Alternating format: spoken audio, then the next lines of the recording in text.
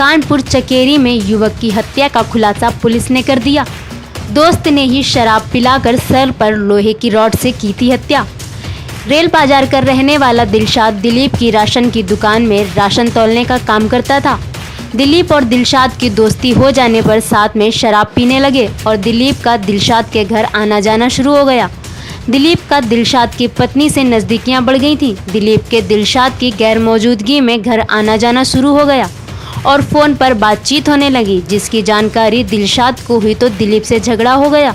इसी रंजिश पर दिलीप ने दिलशाद के साथ दारू पी और उसके बाद उसे चंदारी स्टेशन ले गया, जहां पर लोहे की रॉड से हमला करके दिलशाद की हत्या कर दी थी। आरोपी को पुलिस ने टाट मिल के पास से गिरफ्तार कर लिया है। पुलिस आरोपी को जेल भेज रही है।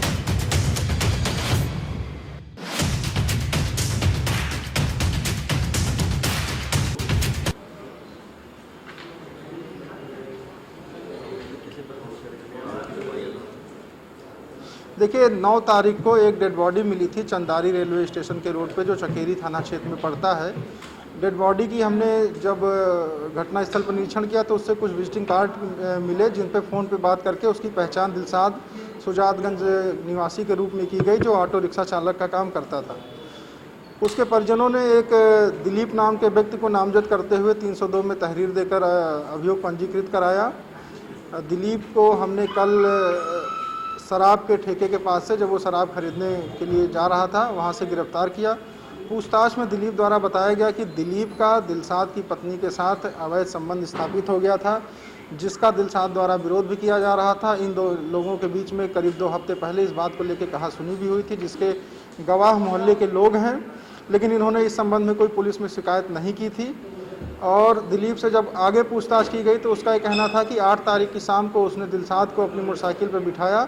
चूँकि ये दिलीप दिलशाद की ही दुकान पे काम करता था तौलने का, और ये दोनों लोग रास्ते में जाके इन्होंने शराब पी, और जब नशे में आ गया दिलशाद तो दिलीप ने उस पर लोहे की रॉड से सिर पे वार करके उसको मार के सड़क के किनारे घसीट के किनारे करके वहाँ पे छोड़ के चला गया।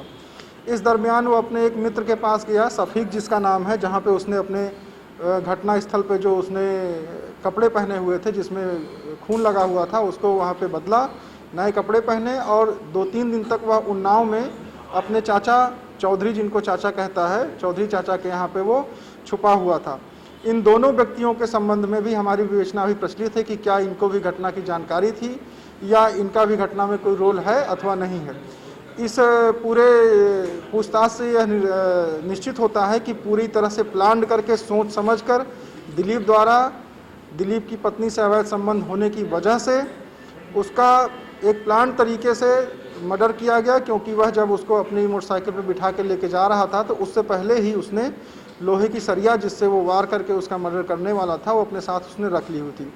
उसके कपड़े, उसकी CDR की लोकेशन वहाँ पे मिली है, और एक अहम सबूत हमें इसमें मिला है, दिलीप की जो मोटरसाइकिल है उसकी इंडिकेटर के शीशे टूटे हुए थे जो घटनास्थल से बरामद हुए, और उसकी मोटरसाइकिल जब बरामद हुई तो उसके भी इंडिकेटर के शीशे टूटे हुए थे, जो कि प्रथम दृष्टया एक ही मोटरसाइकिल के लग रहे हैं, और मैच कराने के लिए हम इनको FSL भी भेज रहे हैं।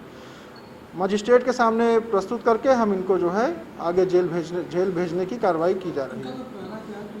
देखिए अभी तक जो हमारी विवेचना है इसमें इनका कोई भी पुराना आपराधिक इतिहास सामने अभियुक्त का नहीं आया है।